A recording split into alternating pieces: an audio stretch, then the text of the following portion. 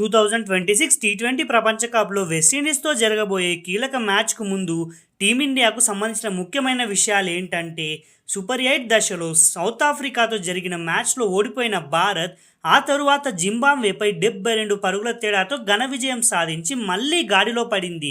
ఆదివారం వెస్టిండీస్తో జరగబోయే పోరు క్వార్టర్ ఫైనల్ వంటిది. ఇందులో గెలిస్తేనే భారత్ సెమీఫైనల్కు చేరుకుంటుంది, ఓడితే టోర్నీ నుంచి నిష్క్రమిస్తుంది. భారత్కు ఉన్న శుభవార్తలు ఏంటంటే వెస్టిండీస్ బౌలింగ్ విభాగం ప్రస్తుతం కాస్త బలహీనంగా ఉంది. భారత బ్యాటర్లు ఈ అవకాశాన్ని సద్వినియోగం చేసుకుని భారీ స్కోరు సాధించాల్సి ఉంటుంది. ఈ మ్యాచ్కు వర్షం పడే అవకాశం లేదు. ఒకవేళ వర్షం వల్ల మ్యాచ్ రద్దయితే మెరుగైన రన్ రేట్ కారణంగా వెస్టిండీస్ సెమీస్కు వెళ్లే ప్రమాదం ఉంది.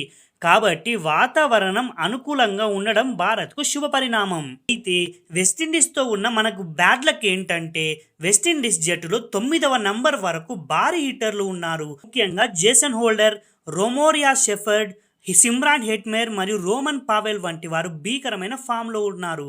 ఈడెన్ గార్డెన్స్ పిచ్ స్పిన్నర్లకు అనుకూలించే అవకాశం ఉంది.